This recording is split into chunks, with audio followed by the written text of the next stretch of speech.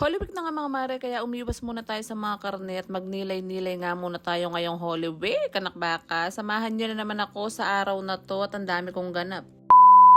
Webes Santo nga ng gabi mga mare, paggising ko ay kumain na nga muna ako dahil walang magninilay-nilay sa pamilyang to, may trabaho tayo. Anak baka.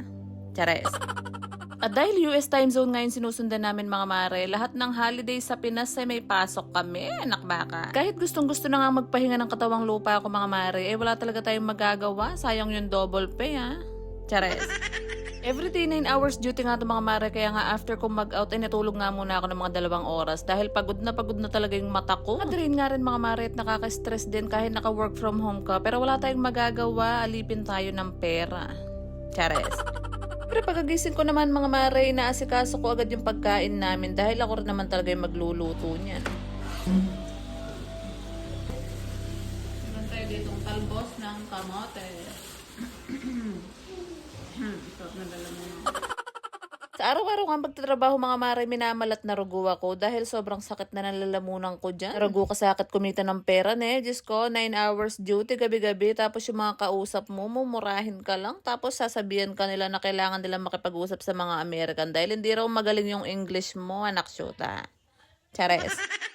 8 years na nga ako sa call center mga mare, imposible naman na hindi pa ako marunong mag-English. Anak shoot ang mga customer na to. Nakala mo naman napaka-racist sa mga Pilipinong katulad ko, anak baka. So yun nga mga mare, mabalik nga muna tayo dito sa ginagawa ko. Nagluto nga pala ako ng tilapia, naglaga ako ng talbos dyan, at itong bagoong nilagyan ko nga lang ng asukal tsaka nga ng suka para mawala yung lansa. Ganun. Nagsawa na rin kasi kami sa karne mga mare, kaya ito na nga muna yung naisipan namin. At saktong-sakto ay Holy Week naman, bawal daw yung karne. Kaya ito naman muna yung ating menu for today's video. Minsan lang din ako magluto ng mga ganitong pagkain mga mare. Alam nyo naman kasi, Diyos ko, comfort food talaga namin tong mga Kapampangan. Kaya pag nagluluto ako nito, tumataob talaga yung kaldero namin. Kapag ganito rugo yung kinakain ko, ay nuko, nakakalimutan ko ng mag-diet, anak baka.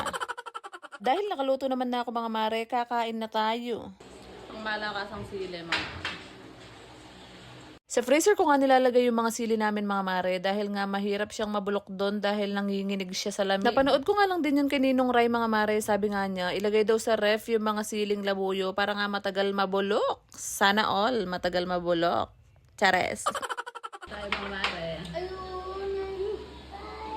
Alam nyo mga mare, isa talaga to sa pinakapaborito naming ulam ni Mister, kaya paminsan-minsan, lalo na pag nandito siya, ay nagluluto nga ako ng ganito na may kasamang bagoong, ganun. Alam nyo mga mare, nahihirapan nga rin ako mag-isip ng ulam namin sa araw-araw, kaya i-comment nyo naman yung next nating iluluto. Para rugo hindi na sumakit yung ulo ko, tulungan nyo akong mag-isip. Diba? Itong ulam yung panalo eh. Mamimiss ni Papa to.